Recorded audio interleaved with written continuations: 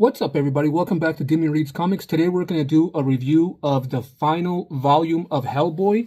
It doesn't even actually say volume 7 or anything. It just says Hellboy in Hell. This is the library edition hardcover, and it does have that cloth material in it like the previous 6. And like I said, it doesn't say volume 7. It just says Hellboy in Hell, and which is considered volume 7. It is published by Dark Horse Books. It has 296 pages, and it collects the story of The Descent. I don't even think it's called The Descent. It's the whole story is called Hellboy in Hell. But there's another story it collects, actually, which I kind of find interesting. Let me get to it real quick.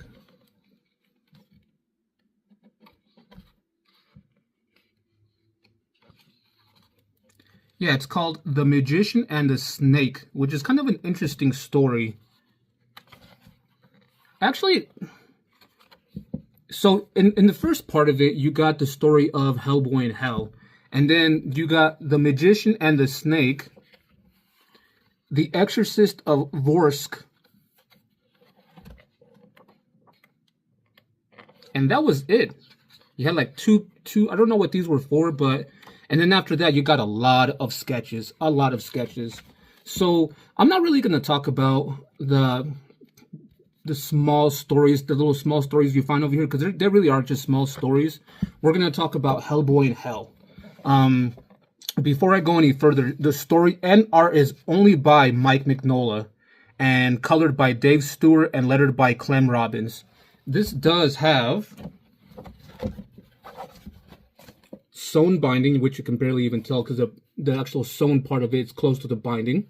So yeah, this is a very interesting book. Now, before I go any further, guys, before we crack this book open, this is going to contain spoilers for the last book, for The Wild Hunt, for The Storm and the Fury, and I guess not so much of the short stories that came after that. This is going to contain a lot of spoilers. Now, I'm not going to give spoilers as to what happens in the end of his journey and where he's at now, which I guess you can say Hellboy, he's in hell. I'm not going to, give too many spoilers as to what happens at the end. But this does contain spoilers for The Wild Hunt and The Storm and the Fury. So if you guys haven't read those stories, please stay away from this review. It's going to spoil some things. And if you guys haven't read those, I don't want to spoil it for you guys because this is going to spoil it for you for sure. And so, like I said, the cover already tells you, kind of already spoilish, Hellboy in Hell. But why is he in hell? What happened? Why is he back there? Is he visiting? What's going on? We'll get to that. So anyway, guys, all that being said, let's crack this open. Let's talk about the story of Hellboy in Hell and go from there. Alrighty, guys, so let's go ahead and crack this open. Hellboy in Hell, Library Edition, technically Volume 7, and it just says Mike Mignola. Like the previous 6, it does have the end page with Hellboy on it. You flip it over, it's white, and then you got Hellboy in Hell. What's weird about this one is it doesn't have like a sketch of Hellboy, of him doing something or nothing like that, or nothing around him. This one says Hellboy in Hell, and you got that image. Then you got an introduction here, and all these people that worked on, I guess you can't say really worked on this book, but, all the people that work at Dark Horse Books. But you got introduction to the library edition, which is I actually read that. It was actually kind of cool. And then you got the title page, Hellboy in Hell, story and art by Mike Mignola, colored by Dave Stewart, and lettered by Clem Robbins. So then we get a brief history of Hellboy, which is actually, I read this too. It was kind of interesting as well, where he started. He quit the BRPD in 2001 and traveled to Africa and things like that. So it was actually kind of nice. It was a nice little brief history of him. So chapter 1, The Descent. So what happened to Hellboy? Why is he in hell? Well, going all the way back to the stories of, and before I go any further, guys, I'm going to give you one last chance. Spoilers for stories of The Wild Hunt and The Storm and the Fury. If you guys have not read those, please stay away from this book. Or not from this book, but, well, yes, from this book, but from this review, please. Because there's going to be spoilers. now that I've told you guys that, let's go ahead. If you guys are still sticking with it, so let's go ahead and continue.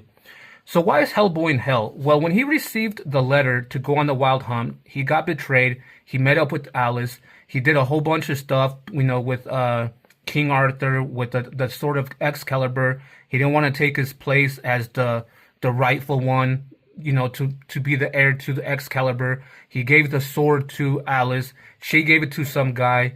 That guy and the undead, British knights went head to head with the army of demons that Nemu, the witch, the great witch, had brought up from the dead.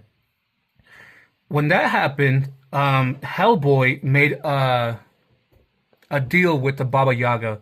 He gave her one of his eyes back, and the Baba Yaga pretty much led Hellboy to the tower where Nemu was at. There, Nemu was already getting so powerful that the Ogdru Jahad chose her to put a little bit of the chaos evil stuff in her as well, even though she was already evil, and she became a dragon. And while she was causing a whole bunch of chaos, havoc, destroying, pretty much the world, and in the battlefield of the demon world, I guess you can call it, the leader of the knights that Alice gave the sword to, he was, fighting the demons. While that all happened, Hellboy was fighting. This is actually kind of right here. It shows you it. Hellboy was fighting Nemu turned to dragon. It kind of being like I said, the Ogdru Jahad gave a part of itself to Nemu, and it turned into a dragon. So technically, while Hellboy was fighting Nemu, he was actually fighting the Ogdru Jahad, the dragon. And when he defeated the dragon, the witch, Nemu, was being pulled down to hell. When that was happening, she's like, I am not going to go, if I'm bound for hell, I will not go alone. She reached into Hellboy and took his heart and took it with him. When that happened, he kind of turned into stone and pretty much died, and from the world, and that was his descent to hell. That's how he was going to hell. It kind of gives you a little bit of a, what's happening what happened before. Not the whole story of the wild hunt and the storm and the fury, just kind of the little fight that happened. But he goes to hell, which doesn't kind of make sense, because like you guys would think, if he was doing so much good in the real world on Earth, why did he go to hell? What's his destiny? So when he goes to hell, he ends up in the first place he ends up is the abyss. And he sees all this abyss stuff, he sees all these creatures and things like that. And he technically, because the abyss is getting ready, the creatures in the abyss are getting ready to destroy him technically. But somebody comes and saves him. And we know this guy, actually. This is Sir Edward Grey. And we know of him from way back in previous volumes, previous stories. We know of him. He's been always rooting for Hellboy. So while I guess you can say Sir Edward is fighting the creatures, this guy right here comes back. So at one point, Hellboy needed to go to a castle to save Alice because she was poisoned. But before he can go to that castle, he had to cross a bridge, and there was this guy right here, Eligos, I think his name was. He was beating the brakes, like he was pounding Hellboy bad, like he was beating them up bad. And one of the little demons was like, "This is how you can beat him." And it was like a little ring fly he had. It was kind of weird. So he defeated him, and he's facing him again because he's in hell. Eventually, Hellboy and Sir Edward kind of escape. They don't actually defeat him, but they escape. They go into a room, and Sir Edward, being a warlord now, or a magic warlord, warlock, I think they call him, kind of creates this like entrapment to trap that big old thing. And yeah, he pretty much traps him in there. But while he's doing that, Hellboy kind of leaves. He leaves that place, this little room place. He leaves the place. Actually, he doesn't actually leave. He gets like thrown out by the warlord, the warlock. So while he gets thrown out, he kind of goes like on a little journey through hell. Just kind of starts coming around, and meeting new people, meeting different people, and he kind of goes through the same thing he was going through on Earth in hell. But except the thing is, in hell, there's not a lot of people there anymore. There's not a lot of, not people, but demons and stuff anymore, like princes and warlords and things like that. Like they all fled and hid because they knew Hellboy was coming. But he does come across a whole bunch of different characters. And one main character is this one right here. You don't really find out what it is, but he is going to be meeting 3 different spirits, demons, ghosts, whatever they are down here. You meet this one. She pretty much tells it, because I don't even know if it's a she. It pretty much tells them, you know, where they're at. They're in Pandemonium, in hell. So you got the abyss, you got the lake. In the middle of the lake, there's the lake of fire, and in the lake of fire is the heart of hell, Pandemonium. They go to it, and they go to it for a reason. She pretty much, the way I looked at it is, she pretty much tricks him, because he doesn't remember doing it. I don't know if she tricks him or he doesn't remember doing it, but he goes and kills Satan in his sleep, which is kind of weird. And after that, and on top of all that, he kind of, whatever this demon, ghost, whatever, is showing Hellboy the throne, the sword, the ring of his father, and shows him his father as well. Well, not him, no. It doesn't. Another spirit like this does. But it's around this time that this ghosting was telling Hellboy, you know, you should go kill this, you know, Satan, you know, he's in his sleep. And Hellboy does it, but he doesn't remember doing it. After that, he gets transported to a different place of hell and meets a different ghost. And that ghost shows him like another river, the river of Koyatelis. I don't know, it's just another river. And they're like souls trapped in fish. And we meet this big thing right here that gets the fish out. He kind of does his iron workings. He's pretty much turning the fish into an army, but they look like dolls. Like, you see, he's bang, bang. He creates them and kind of throws them to the side. But they're not even alive. They're kind of just there. So this apparition / ghost takes Hellboy to the place he was born. And this is where he was born. This is where he was created, how he got the right hand of doom. And what happened after that, his dad gave him the right hand. Like, his dad cut off his arm and replaced it with the right hand of doom. And when that happened, a whole bunch of other demons got together and they were like, nope, can't happen. And that's when they destroyed this part of hell, or this castle where Hellboy's dad was and mom. And right when that happened, Hellboy got, you know, summoned by Rasputin, so, you know, he didn't die. And here's Hellboy's dad. He's technically alive but frozen in time. So anyway, this was kind of an interesting thing, because you find out Hellboy has 2 brothers and a sister, but she didn't come. He fights the 2 brothers that are trying to take his hand, the right hand of doom. He fights both of them, and he gets into it with both of them, and they're getting ready to. It kind of feels like Hellboy lost a lot of his powers, a lot of his strength, because everything he comes across in hell beats the brakes off of him, like pummel him hard. So anyway, they're getting ready to beat him, and somebody comes and helps them, kind of. I'm not going to say who it is that comes, but he kind of helps Hellboy killing one of the brothers. And then out of nowhere, one of the brothers is there, and it's his uncle. I'm just going to say it's his uncle. And while they're kind of standing there, you got the brother with the chopped off head, you got the other brother of Hellboy, and then you got his uncle. And a Leviathan comes and takes care of all of him. And so it's Hellboy again by himself. And then you meet this little imp demon thing that you met in the Wild Hunt when Alex got poisoned and he fought the big thing on the bridge. He was like, remember me when this happens? And yeah, you get a little backstory with that. So cool. The full circle part of it came around. And he kind of, the little demon actually tells Hellboy that Satan's dead. And Hellboy kind of remembers what the first apparition that came up to him was like, oh, you should do this and this and that. He doesn't remember doing it, but he did it. He killed Satan. And so there is nothing left in hell, in pandemonium, and Hellboy is alone there. He gets pulled into the abyss again, and who helps him out? Sir Edward Grey again pulls him out and helps him again. And from this, we kind of get a little backstory from Sir Edward. He was following the Helioptic Brotherhood.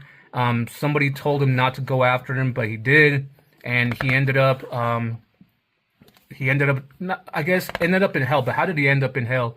Well, when he was following the Brotherhood, the Helioptic Brotherhood, they kind of conjured up what is it? Amdusias. Like, he was a Duke of Hell. They conjured him up, but something happened. They destroyed the machines, and they were sending that demon back to hell. But before it can go back to hell, Sir Edward got pulled down with it. And he ended up in the abyss, and there he met some creatures that stitched him back together, and now he is this man that he is now. And this right here is telling, you know, about the person that told him not to go after the Brotherhood. What's weird is it kind of, you know what, I'm not going to talk about that, but there's this painting right here that is of importance. So then Hellboy leaves and goes on his way and kind of goes through hell, kind of walking through hell, sits down, and he just kind of just sits there, and he kind of starts thinking about everything. And that's where that one ends. And the next chapter, I think this is where I kind of want to, the last of the chapters I want to talk about, because I don't want to give any more. We get a backstory of three people. They were supposedly in war. They didn't like the war. They went and hid somewhere. They made a deal with the demon. The demon gave them whips. Every single time you hit the whip on the floor, it turned to gold. In return, you know, it was they had to give him, the demon, their soul. When that happened, though, he said that he was all like, hey, you know what, though? If you guys can guess what you guys are going to eat, drink, and feast on when you guys get to hell, I won't take your soul. You know, I'll let you guys have it. And so one of the guys is in hell already, right here. He meets up with Hellboy.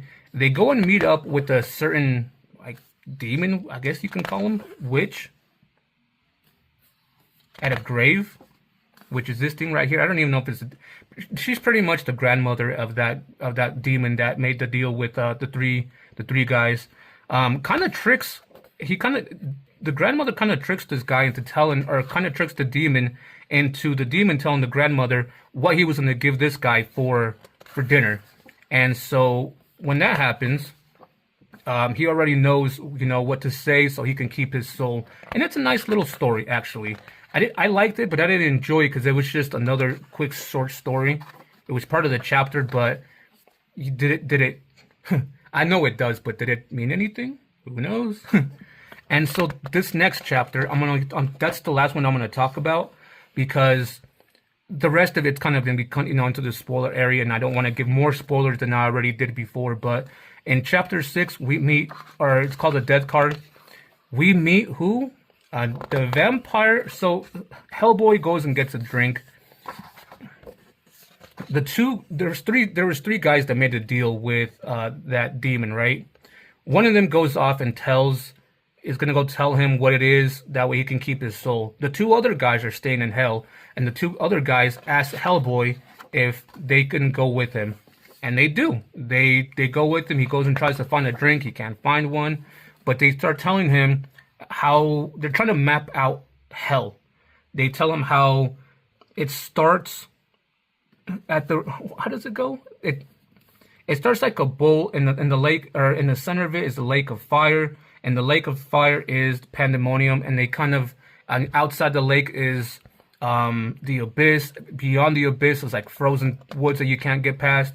They're pretty much breaking down pandemonium, or the hell in general. And when that happens, some character comes in and is like, do you guys fancy a game of cards? And the guys leave, but Hellboy stays and is like, why not? When he puts the card down, we finally know who this guy is, the Vampire of Prague. And we read that, I want to say in volume 4? We met him in volume 4, and he gets into another battle. He gets into it again and gets into a battle with Hellboy. At the end of it, though, somebody comes and rescues Hellboy with the bell, which is kind of weird because you're like, how does a bell defeat a bat? Well, it doesn't really defeat him, but it turns it into from a vampire to a bat, and it gets away. But we do get introduced to this new character here. It doesn't even actually tell you what character it is either. It's kind of weird.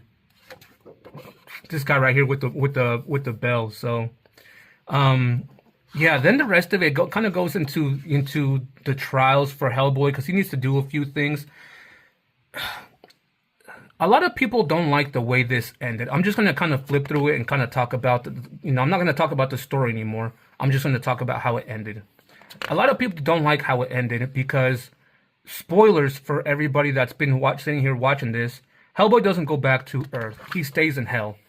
And he stays in Hell, but I think, in the way I was reading it, he gets a nice, peaceful way. He doesn't have to worry about anything anymore. He's not chasing demons and fighting monsters and things like that anymore.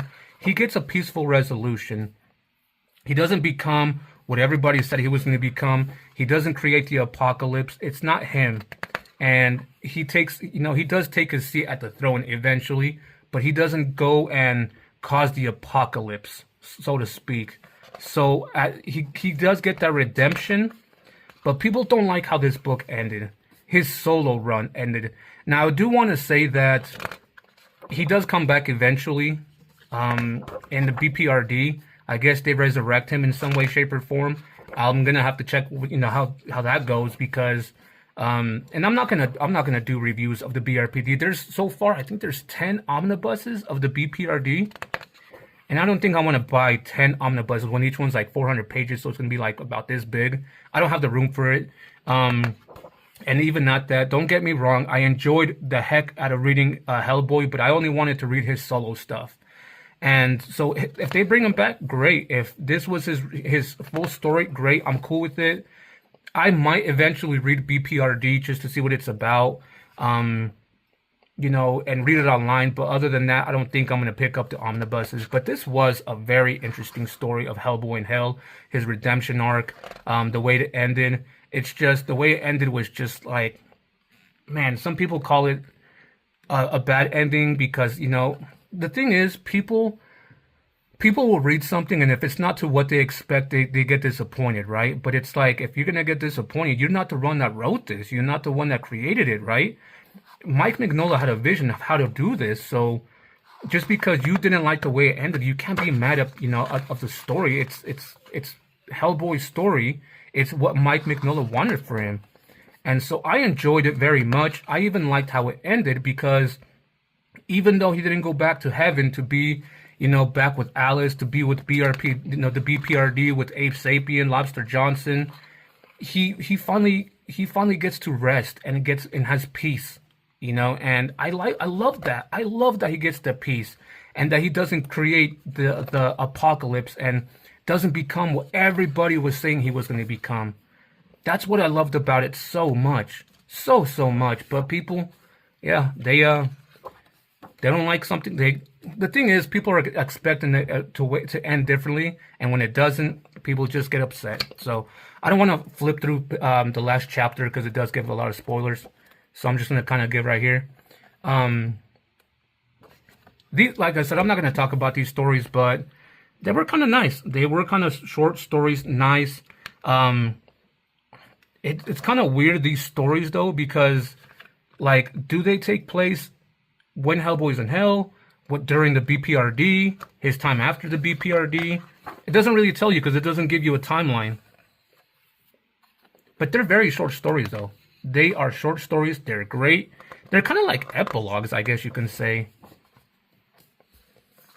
Or maybe it was kind of like Hellboy's time before it was actually a Hellboy. Like it says, a puppet story told in Hell by Todd and Mike Mignola. So I guess this is, the time when he's in hell. It doesn't say exactly when it takes place, so it kind of threw me for a loop a little bit. But there were nice little short, interesting stories. I liked it. I think I would have enjoyed it more if they were in the beginning part and let it truly end where it did with Hellboy in Hell over here. And so anyway, yeah, I enjoyed it. I enjoyed the stories very, very much. I love the way his story arc ended. I'm glad they're bringing him back because it can't be the end of Hellboy. But his story arc, what he did from him being brought to Earth by Rasputin, everything he did with the BPRD, everything he went through after he quit, everything he did up until, him finding out his true legacy with Excalibur and King Arthur and all that, from him going to hell and finally finding peace. I love the story arc so much. It was such amazing. Did it end the way I wanted it? No, but I'm not going to complain because it's not my story, right? So as far as the sketchbook goes, oh, there's so much of it, guys. I'm going to flip through it quick because there's over about 100 pages of just sketches.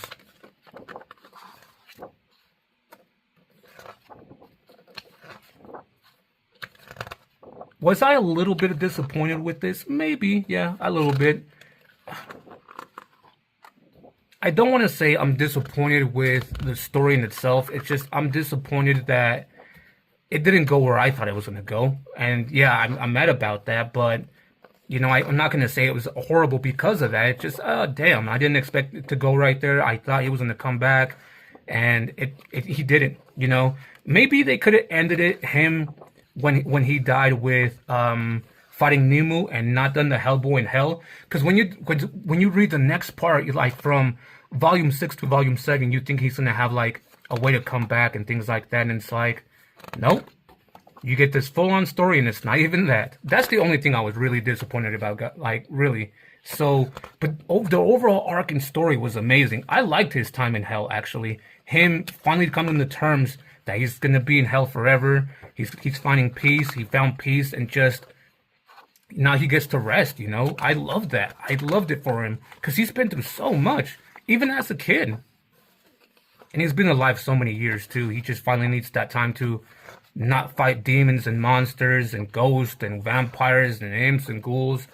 Like he just needs his time to reclaim his throne and just do what he wants to do and be happy. So obviously he doesn't really get a happy ending, right? But for him being Hellboy, it is a happy ending.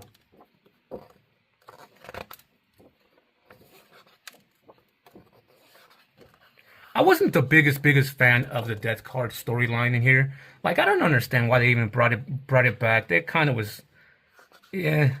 The other stories were okay, were great. Just that story in itself, I don't understand why they did it. It was just, oh yeah, I'm sorry. At the very, very end of it, prologue, beyond the thrice 9 lands and the thrice 10th kingdom, you get a small epilogue of the Baba Yaga, and it's so great. You know what? I kind of want to read it to you guys because just the way it ended was just, oh. Is it true Hellboy is dead? It's true. How did it happen? Son of a... the son of a... You got, that's all. He fought and killed a dragon, but that dragon was actually a witch.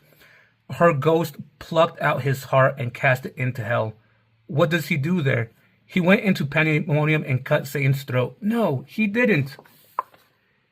He did.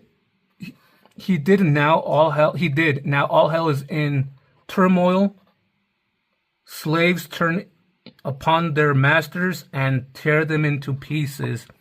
Hellboy's brothers and his scheming uncle rot in the belly of Leviathan, and Hellboy, he wanders his new world. He has been told that he is free, that this is a chance to begin again. He wants to believe it. Poor creature.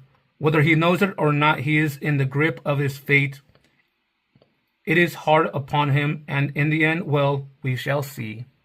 Ah, such great. Why is it so great? Because right now, Hellboy believes he is free, but it left it open for him to come back. That's what I loved about it so much. Like, oh God, okay, there's gonna be more. And yeah, oh, it was so good. Anyway, guys, sorry about the little epilogue. I had to read it out loud. It was just so good. Sorry for the reading too. I have to put my head like over here to read it. So reading it the way it is from where I'm at, it was hard. Sorry about that, guys. So anyway, like I said, the back pages, like every other one. Hellboy, I read all the stories. Amazing.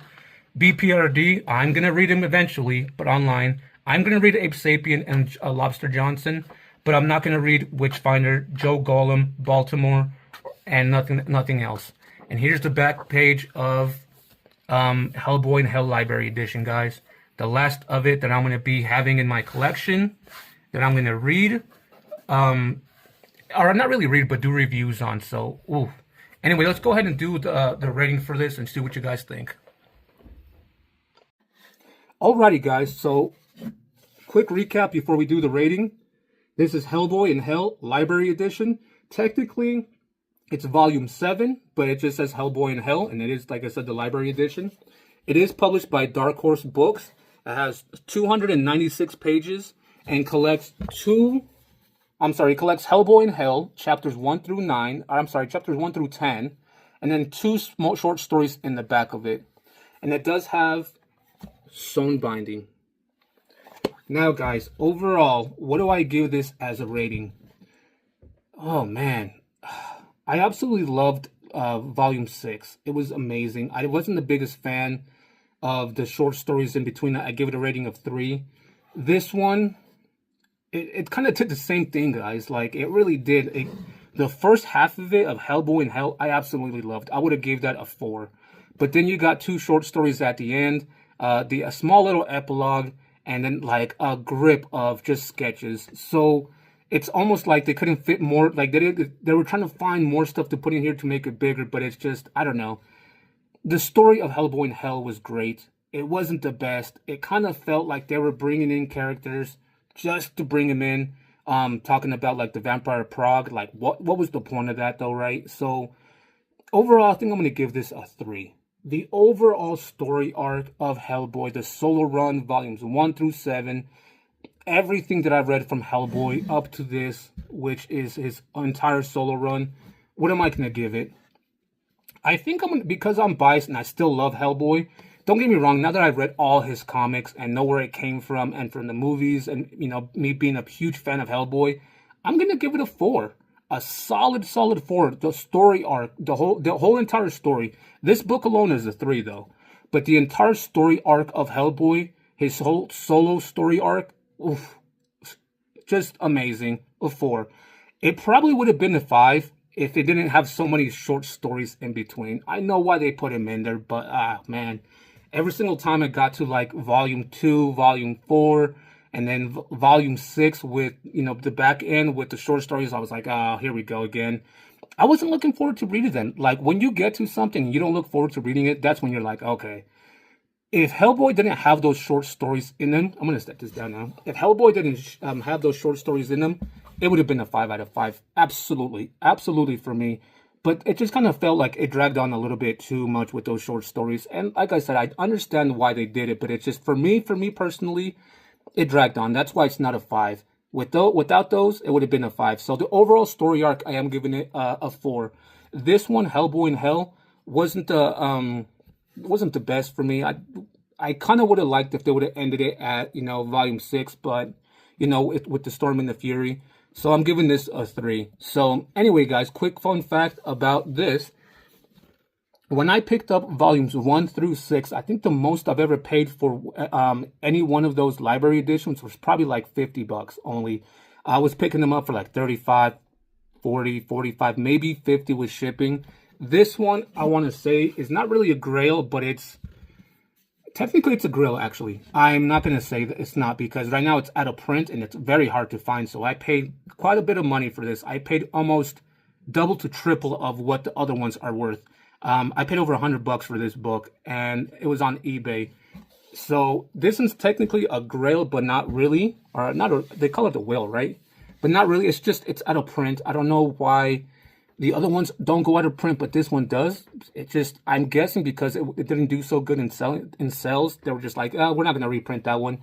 But as collectors, how can you reprint the first 6 volumes and not the last one? Like, people hate that kind of crap, right? So yeah, fun fact about that. But anyway, guys, enough about that. I hope you guys liked the review. I know I kind of went a little bit in depth of Hellboy and Hell, but I didn't want to give the last part of it, what happens to him. The epilogue is so nice. It kind of gives away that he's still in hell. And I know I kind of gave that, but the way they kind of ended it up, it was nice. So anyway, I hope I didn't give too many spoilers with that, guys. I hope you guys liked the review. If you guys did, please leave a like. If you guys read the entirety run of Hellboy, let me know in the comments down below if you did, if you guys have them in library editions, if you guys have the omnibus, the single trade paperbacks, and the box trade paperbacks as well. Let me know what your favorite stories were as well from in the solo run of Hellboy. If it's Hellboy in Hell, the Descents in here. You know, The Wild Hunt, Seed of Destruction, Wake the Devil. What was your favorite story? I'd really like to know that. As far as what we're gonna read next, we got the Autumnal. I had to pronounce it a few times before I even started this. The Autumnal coming up, which is kind of an interesting book. After that, we're going to read Monica, and then get ready for some EC Archives. We got 5 of them volumes coming up. After that, we're going to get into some Watchmen, and then after that, we got a few more books to cover. Not cover, but go over to review. So, you know, be on the lookout for all this stuff coming out, guys. For Watchmen, I'm not just going to read Watchmen. I'm going to read before Watchmen Omnibus. I'm going to do Watchmen Absolute, Doomsday Absolute, Rorschach, which is like a continuation after Doomsday Clock. So yeah, there's 4 books of Watchmen in total that I'm going to be reading. So yeah, be on the lookout for all that stuff, guys. All that being said, guys, if you guys haven't done so already, please subscribe to the channel. It really helps build my channel up. I appreciate everybody that's been watching, liking, subscribing, commenting. I appreciate it very, very much. Shout out to my new subscriber, by the way. I got 16 subscribers. Yay, me. Shout out to him. I don't think they're sometimes when people subscribe, the names don't come up, so I can't say, hey, shout out to this person, shout out to that person. Actually, I'm sorry, his name was Lock Lemon. Yeah, Lock Lemon. That's okay. Yeah, shout out to him. Sorry, I did write it down. But sometimes when people subscribe to their channel, they make their profile kind of private, so it'll tell you have a new subscriber, but it won't tell you sometimes their name. So I can't really give shout outs to the people that do subscribe and do and don't, things like that. So anyway, yes, shout out to him to that person. I don't know if it's he, she, whatever. Shout out to that person for subscribing. Thank you very much. I appreciate it. All that being said, guys, take care, stay healthy, and we'll see you guys on the next one.